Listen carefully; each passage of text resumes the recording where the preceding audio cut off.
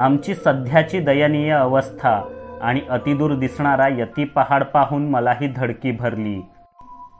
2 दिवसांचा देह विस्कटून टाकणारा प्रवास करून पहाडीवर पोचायचं, मग त्या रहस्यमय गुहेत शिरायचं.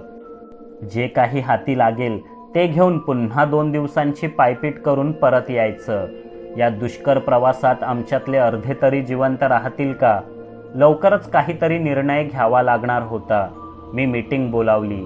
सर्वच जणांनी पहाडीवर जाण्याची गरज नव्हती. मी, राजेश, योगेश, लिंबाजी आणि किरण पहाडीवर जाणार. सचिन, मंगेश, विजय आणि विशाल मागे राहणार असं ठरलं. सचिनने सुटकेचा निश्वास टाकला आणि आपल्या सुजलेल्या पायांना शेकवायला घेतलं. थोडा आराम करून आम्ही 5ही जण शंकर चाचा आणि 2 हमालांच्या सोबतीने पुढे निघालो. पुढे वाट आणखीच खडतर होती. काही ठिकाणी 2 पहाडींच्या दरम्यान असलेल्या अरुंद भेगेवर शिड्या टाकून चालावं लागायचं. चढावर कोणी मागच्या मागे कोसळू नये म्हणून एकमेकांना दोरखंडाने बांधून ठेवायला लागायचं. आम्ही एव्हरेस्टच चढतोय की काय असं वाटायला लागलं. त्या दिवशी 500 मीटरची चढण पार करून आम्ही एका मोकळ्या जागी कॅम्प ठोकला. इथे गारवा खालच्यापेक्षा पुष्कळच जास्त होता. हिमवर्षाव होत नव्हता, पण आसपासचं बर्फही वितळत नव्हतं. आम्ही त्यावरच तंबू ठोकून स्लीपिंग बॅग्स पसरल्या. गरमागरम सूप पिऊन तंबूत झोपायला गेलो. अतिशय थकल्यामुळे लगेचच डोळा लागला. आत्ता कुठे झोपेच्या मिठीत शरीर विरघळू लागलं होतं नव्हतं. तोच पहाड थरारून सोडणारा एक अमानवी चित्कार आसमंतात घुमला.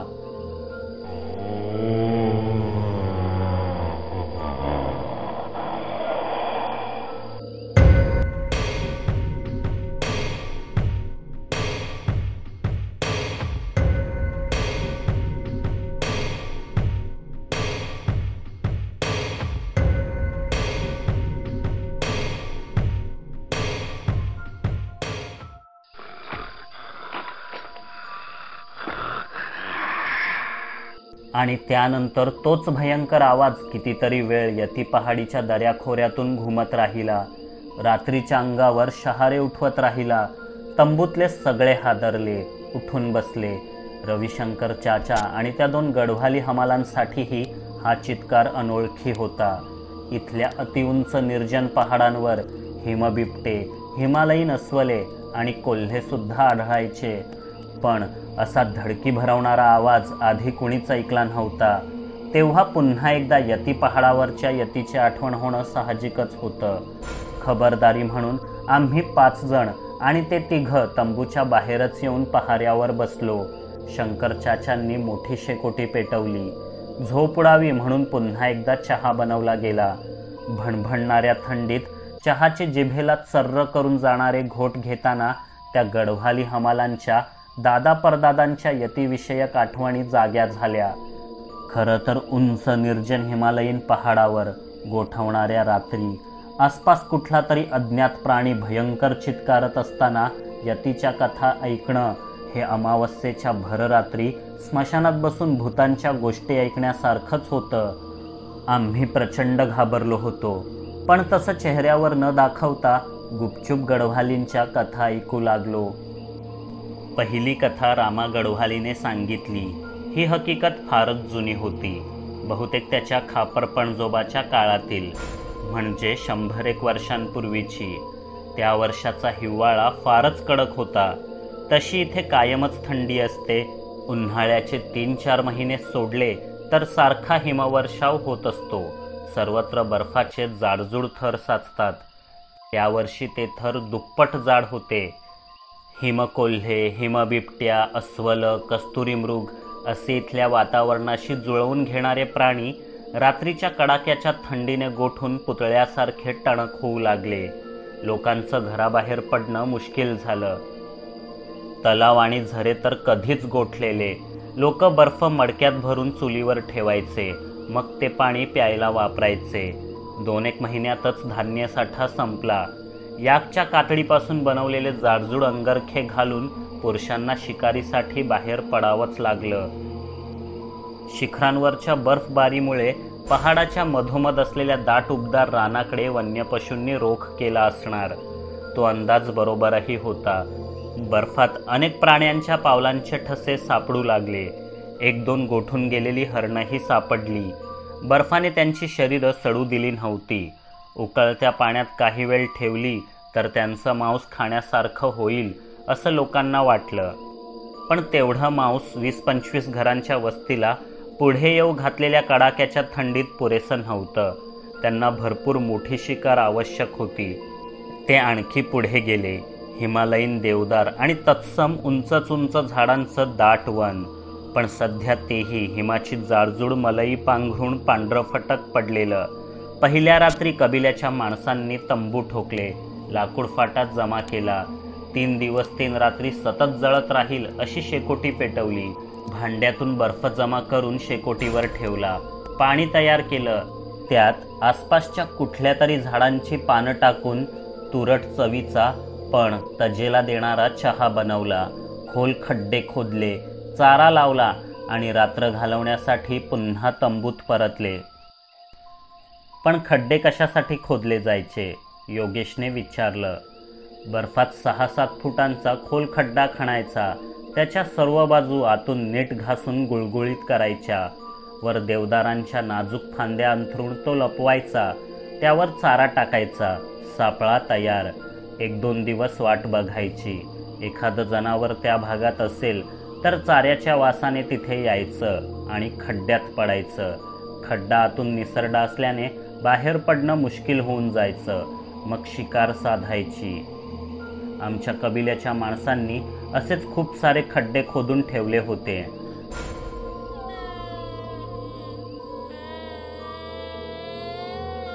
आणि एका रात्री त्यांना रानातून रडण्याचा आवाज ऐकू आला. तो आवाज खूप विचित्र होता.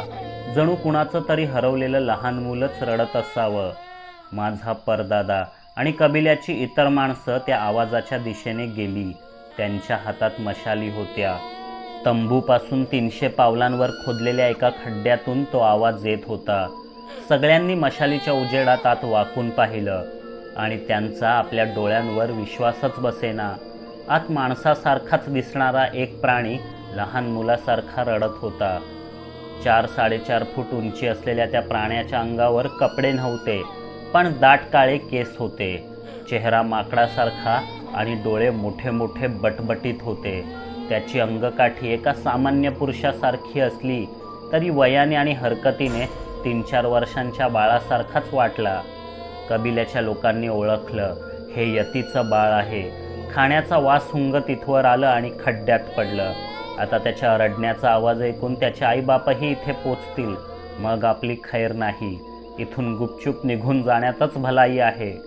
माझा परदादा आणि कबिल्याचे लोक मागे वळले आणि त्यांची बोबडीच वळली. त्यांना सर्व बाजूंनी वेढा पडला होता.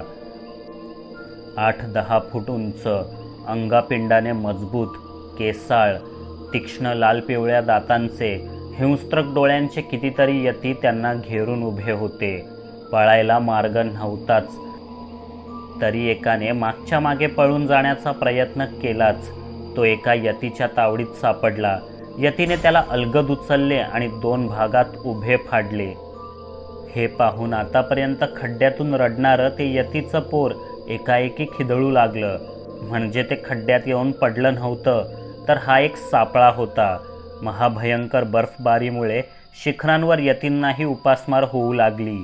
ते पर्वताच्या मध्यापर्यंत आले. त्यांना आमच्या कबिल्याचे लोक दिसले. त्यांनी सापळा रचला. आमचे लोक त्यात फसले. रडण्याचा आवाज ऐकून गेल्यामुळे कुणाकडेच शस्त्र नव्हते. मशाली होत्या, पण त्या लवकरच विझल्या. त्या विझल्यावर यती सर्व बाजूंनी आमच्या लोकांवर तुटून पडले. रात्रीच्या काळ्या अंधारात भयानक रक्तपात झाला. कोणीच वाचलं नाही. दिवस उजाडेपर्यंत यती 20-25 माणसांची शिकार करून आपल्या दूर पर्वतावरच्या गुहांमध्ये निघून गेले. मागे फक्त बेवारस तंबू आणि बर्फावर रक्ताचे लालेलाल डाग उरले. रामा गढवालीने कथा संपवली. पण कुणीच जिवंत राहिलं नाही. मग ही हकीकत सांगितली तरी कुणी? लिंबाजीने शंका घेतली. कबिल्यातलं कोणीच परत आलं नाही. म्हणून 8-10 दिवसांनंतर गावातली बाकीची माणसं त्यांना शोधायला गेली. रिकामे तंबू, गोठलेल्या रक्ताचा सडा आणि बर्फात भले मोठे पावलांचे कितीतरी ठसे पाहून लोकांनी काय घडलं असेल याचा अंदाज केला. कुणाचाच मृतदेह कधी सापडला नाही. रामाने शंका निरसन केलं. अशा दंतकथा ऐकायला फारच सुरस वाटतात, पण त्या इतक्या जुन्या आणि सरमिसळ झालेल्या असतात की त्यांचा शहानिशा करणं कठीण.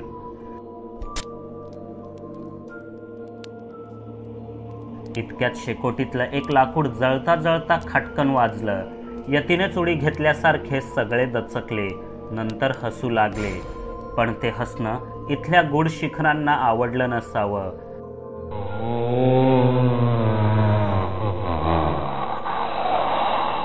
पुन्हा एकदा दूर कुठल्या तरी पहाडीवरून तसाच चित्कार निनादू लागला. आता काही धोका नाही असं वाटून पुन्हा तंबूत जाऊन झोपण्याचा आमचा विचार तो चित्कार ऐकून बारगळला. आम्ही शेकोटीची धग वाढवली आणि तिथेच बसलो. मला तर माझ्याच यतीची भीती या माहितीपटात कथन केलेले किस्से आठवू लागले. मनालीला अनपेक्षितपणे घडून आलेली खोट्या यतीची भेटही आठवली. पण इथे सगळे खरेखुरे होते.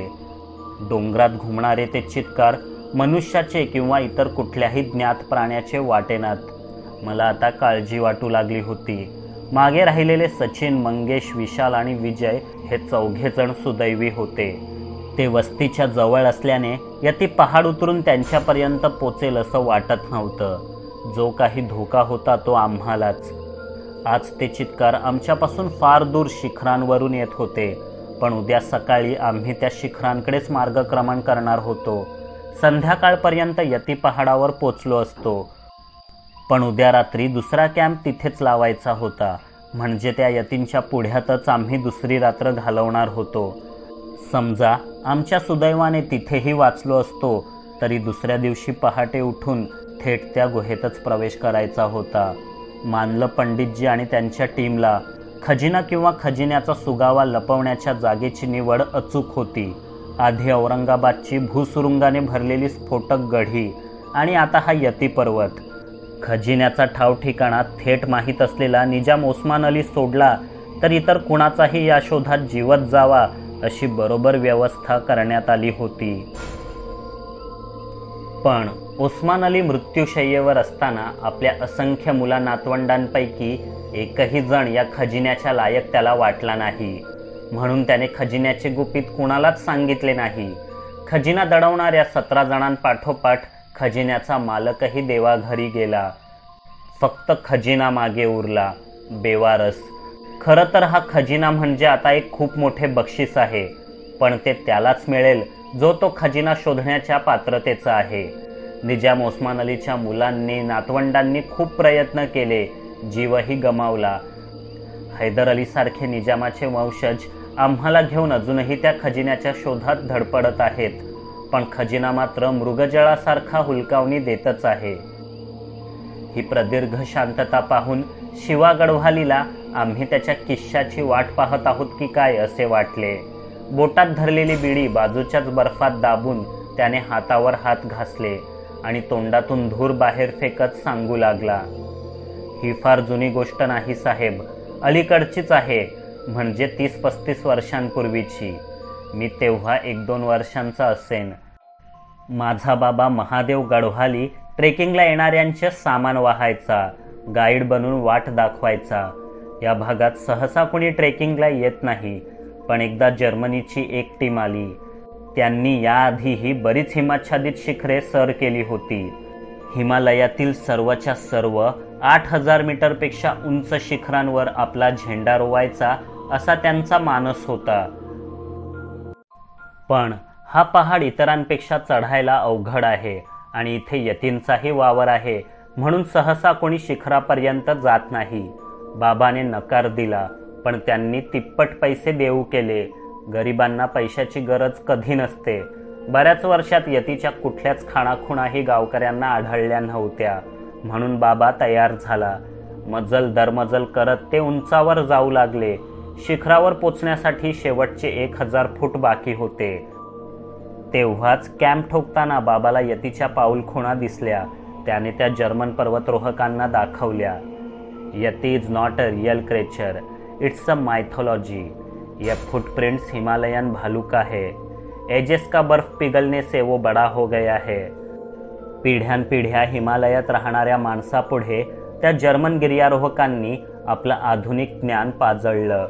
बाबाने त्यांना शिखराचा रस्ता दाखवला, आपली बिदागी घेतली आणि अंधार व्हायच्या आत खाली निघून आला। मधल्या कॅम्पवर थांबून पर्यटकांच्या परतण्याची वाट पाहू लागला, पण 3 दिवस उलटूनही ते परतले नाहीत। म्हणून चौथ्या दिवशी बाबा पुन्हा वरच्या कॅम्पवर गेला। त्याला रक्ताने माखलेले छिन्न विछिन्न तंबू, विस्कटलेले सामान आणि दूर पहाडाकडे कुणाला तरी खेचत घेऊन गेल्याच्या खुणा दिसल्या। बाबाने परतून पोलिसांना खबर दिली। तपास बिपास झाला, पण कुणीच जिवंत आढळलं नाही। हिमालयीन अस्वलाचा हल्ला या कारणाखाली मग त्या मृत्यूंची नोंद झाली। शिवा गढवालीने आपली कहाणी संपवून दुसरी बिडी शिलगावली। बराच वेळ चित्कार ऐकू आले नाहीत। पहाट लवकरच होणार होती। रात्रीचा गडदपणा जाऊन आभाळ फिक्कट होऊ लागलं। रात्रभर चमचमणाऱ्या असंख्य तारका हळूहळू लोप पावू लागल्या। शेवटी पूर्वेला लालसर प्रकाश दिसू लागला। आज संध्याकाळपर्यंत शिखर गाठण्याची ताकद हवी, तर 2-3 तास तरी झोपायलाच हवं, हे लक्षात घेऊन आम्ही पुन्हा तंबूत परतलो। दिवस उजाडत गेला तशी छानपैकी झोप लागली, पण या झोपेनेच घात केला। 6 वाजता उठून सगळं आवरायचं आणि 7 वाजता चढाई सुरू करायची असं ठरलं होतं। पण प्रत्यक्षात आम्ही 8 वाजता उठलो, 9 वाजता निघालो। अंधार पडण्यापूर्वी शिखर गाठण्याचा आटोकाट प्रयत्न केला, पण एका दिवसाच्या अनुभवाने कोणी सराईत गिर्यारोहक बनत नाही। आमचा वेग तोच राहिला। आम्ही शिखरावर पोचलो तेव्हा अंधार पडला होता। कसेबसे अंदाजाने तंबू उभे केले। ती गुहा जवळपास कुठेतरी असावी असे शंकर चाचांना वाटत होते। त्यांनी पटकन शेकोटीवर सूप आणि खिचडी बनवली। आम्ही भरपेट खाल्लं, ढेकर दिला, झोपण्याची तयारी केली। कालचे चित्कार ऐकून शेकोटी रात्रभर पेटती ठेवायची। प्रत्येकाने 1-1 तास जागून सजग पहारा द्यायचा असं ठरलं। थकलेली अंगे घेऊन आम्ही स्लीपिंग बॅग्समध्ये शिरलो। लगेचच डोळा लागला। तास पटापट सरू लागले। पहिला शंकर चाचा, मग रामा गढवाली, नंतर शिवा, असं करत करत 4थ्या तासाची जबाबदारी माझ्यावर येऊन पडली। मी दोन्ही तंबूंच्या मधोमध पेटणाऱ्या शेकोटीजवळ जाडजूड जॅकेट शरीराभोवती घट्ट आवळून बसलो। डोळे अजूनही जड होते। थकव्याच्या मानाने झोप पुरती झाली नव्हती, पण रात्र वैऱ्याची असल्याने कसंबसं स्वतःला जागं ठेवलं। शेकोटीत लाकडं सारणं, चहा गरम करणं, आसपास नजर ठेवणं, यातच 1 तास आरामात गेला। आता राजेशची पाळी होती, पण आजच्या चढाईने सगळ्यांचंच अंग खिळखिळं करून टाकलं होतं। मी घड्याळात पाहिलं, 3 वाजले होते। अजून 2-1 तासातच उजाडलं असतं, मग कुणालाच पहाऱ्याची गरज नव्हती। हे 2 तास मीच कसं तरी निभावून नेलं तर बाकीच्यांना तरी आराम मिळेल असं वाटून मी निगराणी सुरूच ठेवली। ओलं लाकूड जळताना होणाऱ्या शेकोटीच्या चटचट आवाजाने गांगरून जायला व्हायचं। अंधारलेल्या दशदिशातून बर्फावर अवजड पायांनी चालत कोणीतरी आपल्याकडेच येत आहे असं वाटायचं। मी सावध व्हायचो, टॉर्चचा उजेड फेकायचो, कुणीच नसायचं। पण जवळच्याच एका कपारीतून 2 लालभडक डोळे आमच्या तंबूवर नजर ठेवून होते।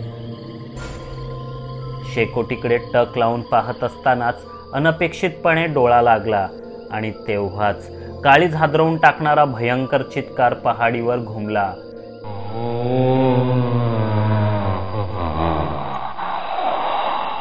यावेळी तो आवाज फार दुरून येत नव्हता, ते आमच्या आसपासच असावेत। पहाटेचे 4:30 वाजले होते। कुठल्याही क्षणी उजाडलं असतं। नशीब आमच्या शेकोट्या अजूनही धगधगत होत्या। त्यांना हल्ल्याची संधी सापडत नसावी हाच त्रागा त्या चित्कारण्यात होता।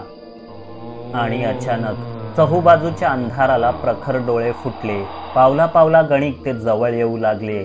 आमच्या दोन्ही तंबूतील मंडळी जागी झाली। मी पटकन राजेशकडे आमच्या सामानातील 1 अक्षर लिहिलेली पेटी काढायला सांगितली। त्याने लगेचच ती शोधली। तिला एक न्यूमरिकल म्हणजेच अंकांचं कुलूप होतं। घाईघाईने मी कोड टाकला आणि पेटी उघडली। त्यात 4 बंदुका होत्या। त्यातली एक काढून मी अनलॉक केली, लोड केली आणि एकामागून एक 3 बार हवेत काढले. गारठलेल्या हवेवर ते बराच वेळ घुमत राहिले. शिखरे थरारली, चित्कारणं बंद झालं. ते निघून गेले असावेत. मी पुन्हा खाली बसलो. सगळ्यांनी सुटकेचा निश्वास सोडला, पण माझ्या हातातील गनकडे आणि त्या एक्स लिहिलेल्या बॉक्सकडे आश्चर्याने पाहू लागले. इतर सामानासोबत मी हैदर अलीकडून हेही मागवलं होतं, इमर्जन्सीसाठी. मी म्हटलं, बरं झालं, यापेक्षा दुसरी इमर्जन्सी कुठली असणार, जीव वाचला. लिंबाजी म्हणाला. लवकरच उजाडलं. आम्ही तयारी केली आणि गुहेचा शोध सुरू केला. आमच्या कॅम्पपासून उत्तरेकडे थोड्याच अंतरावर एका पुढे आलेल्या खडकामागे लपलेलं त्या गुहेचं प्रवेशद्वार सापडलं. त्या गुहेकडे पाहूनच आत कोणकोणती संकटं वाढून ठेवली असतील याचा अंदाज येत होता. आम्ही लगेच कामाला लागलो. अंधार पडण्यापूर्वीच काम उरकून परतायचं होतं. आम्ही 5 जण आत जाणार असं ठरलं. शंकरच्या दोन्ही गडवालींसह गुहेच्या तोंडावरच आमची वाट पाहणार होते. जर आम्ही 2-3 तासात परतलो नाही तर त्यांनी आत आमच्या मदतीला यावं. आमच्याकडे गन्स होत्याच, त्यामुळे भीती थोडी कमी झाली. पण ऐनवेळी त्या किती कामाला येतील हे ठाऊक नव्हतं. मन घट्ट करून गुहेत पाऊल ठेवलं. आत जाऊ लागलो तसं बाहेरच्या प्रकाशाने साथ सोडली. अधेमध्ये वरून झरोके असल्याने कुठे कुठे प्रकाशाचे कवरसे आत यायचे. आम्ही टॉर्चही लावले होते. मी सतत गुहेच्या जमिनीवर लक्ष ठेवून होतो. यतीच्याच काय कोणाच्याच पाऊलखुणा खाली दिसत नव्हत्या. म्हणजे अलीकडच्या कित्येक वर्षात इथे कोणी आलं नसावं, ही चांगली बाब होती. गुहेच्या तोंडापासून अर्धा 1 किलोमीटर आत गेल्यावर पुढे 3 वाटा फुटल्या. एक सरळ, एक डावीकडे आणि एक उजवीकडे जाणारी. तिन्हीच्या तिन्ही पुढे जाऊन अंधारात हरवत होत्या. त्यापैकी सरळ जाणाऱ्या वाटेच्या तोंडावरच राजेशला काही सुवर्णमुद्रा आढळल्या. सर्वांना आनंद झाला, जणू खजिनात सापडला असावा. मला मात्र जबरदस्त संशय येऊ लागला. मी त्या वाटेने जाण्यास नकार दिला. अरे आता काय झालं? ने-आण करताना काही सुवर्णमुद्रा सांडल्या असतील. शिवाय यती मागे लागला म्हणून शास्त्रज्ञांनी घाईघाईने सोडली नव्हती का ही गुहा? भीमादादूची गोष्ट आठव. याच वाटेने पुढे गेलो की सापडेल तो प्रचंड खजिना आपल्याला, राजेश उत्साहाने म्हणाला. पण त्यामुळे आधीचे सुगावे चुकीचे ठरत नाहीत का? फक्त 17 जणांनी इतका प्रचंड खजिना 4-2 हमालांच्या मदतीने इथे कसा काय आणला? तो सोन्या चांदीचा असेल तर एका पेटीत कसा मावला? आणि सर्वात महत्त्वाचं म्हणजे किल्लीवरचा संदेश. आग्नेयाला जाण्यापूर्वी उत्तरेकडे जा. जर खजिना उत्तरेलाच पुरून ठेवलाय तर पुन्हा आग्नेयाला जायचंच कशाला? मलाही आधी खजिना इथेच लपवला असेल असं वाटत होतं, पण तो सोन्या चांदीच्या रूपात असेल अशी अपेक्षा नव्हती. त्यामुळेच या वाटेवर पसरलेल्या सुवर्णमुद्रा खजिन्याकडे नेत नसून विनाशाकडे नेत आहेत असं वाटतं. हा पुन्हा एक सापळा आहे. खजिन्याच्या शोधात कुणी इथवर मजल मारलीच तर अगदी शेवटच्या क्षणी त्याला गुंगारा देण्यासाठी रचलेला सापळा. असे सापळे रचण्यासाठीच ते शास्त्रज्ञ जवळपास महिनाभर गुहेच्या आत बाहेर करत होते. मी म्हटलं, मला पटलंय, खरंच हा सापळा असेल. चला मागे फिरूया, किरण म्हणाला. पण आधी ती पेटी तरी शोधूयात. तिच्यात खजिन्याबद्दलचा पुढचा सुगावा असेल. आणि जर ही मधली वाट एक ट्रॅप आहे तर उरलेल्या 2 वाटांपैकी एक आपल्याला त्या पेटीपर्यंत घेऊन जाईल, लिंबाजी म्हणाला. बरोबर. आता या दोघींपैकी नेमकी कुठली वाट त्या पेटीपर्यंत जाते हे ठरवायला हवं. त्यासाठी आपण निजामाने दिलेली उपकरणं कामाला लावूयात. राजेश, ड्रोन तयार कर, मी म्हटलं. याच क्षणाची वाट पाहत असलेला राजेश उत्साहाने कामाला लागला. आम्ही त्याला मदत केली. हा ड्रोन म्हणजे चिंचोळ्या मध्यम उंचीच्या जागांसाठी बनवलेली लिडार प्रणाली होती. गुहेच्या छतापासून थोडंसं खाली ड्रोन उडवायचा.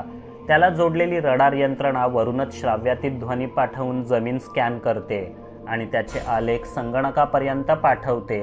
त्या आलेखांचा अभ्यास करून जमिनीत कुठे काय दडवलंय ते कळतं. 15-20 मिनिटातच तयारी पूर्ण झाली. ड्रोन उडू लागला. प्रथम त्याला डावीकडच्या गुहेत धाडलं. वेग कमी ठेवला. हळूहळू आलेख लॅपटॉपवर उमटू लागला. ड्रोन गुहेच्या अगदी शेवटच्या टोकापर्यंत जाऊन परतला. पूर्ण जमिनीचा स्कॅन मिळाला आणि धक्काच बसला. इथेही पावलापावलांवर भूसुरुंग पेरलेले होते. आम्ही एक जरी पाऊल आत ठेवलं असतं तरी एकामागोमाग एक सुरुंगांची माळ फुटून पूर्ण गुहाच आमच्या उरावर कोसळली असती. तंत्रज्ञानाने जीव वाचवला. मधल्या गुहेत ट्रॅप, डावीकडच्या गुहेत सुरुंग, म्हणजे ती सुगाव्याची पेटी नक्कीच उजव्या गुहेत असणार. चला ती शोधून काढू, किरण उठत म्हणाला. थांब, औरंगाबादच्या गढीत काय घडलं होतं आठवतंय ना? ती पेटी इतक्या सहजासहजी हाती लागेल असं वाटतंय तुला? आपण त्या गुहेचंही स्कॅनिंग करू, मी म्हटलं. राजेशने ड्रोनला दिशा दाखवली. भराभर सिग्नल्स मिळू लागले, पण जमिनीतून फक्त एक आणि भिंतींमधून कितीतरी. ड्रोन अगदी शेवटपर्यंत जाऊन परतला.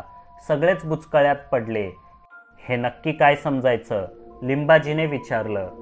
जमिनीतून मिळणारा सिग्नल पेटीचा असावा, पण सर्व बाजूंनी भिंतीत दडलेले सिग्नल्स हे भाली किंवा बाण असणार. पेटीला हात लावताच ते कार्यक्षम होऊन आत असणाऱ्यांचा वेध घेणार. औरंगाबादला कसं ती पेटी खेचताच दरडी कोसळल्या आणि भूसुरुंग फुटले, अगदी तसंच मी अंदाज बांधला.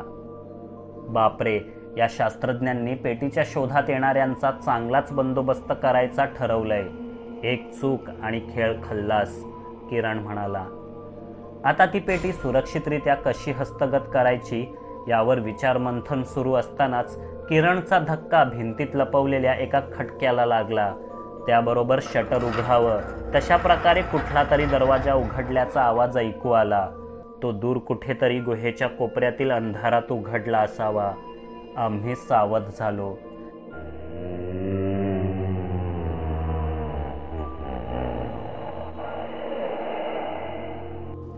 लगेचच एक भयंकर चित्कार गुहेत निनादला आणि पाठोपाठ दमदार पावलं वाजवत कुणीतरी आमच्याच दिशेने येऊ लागलं.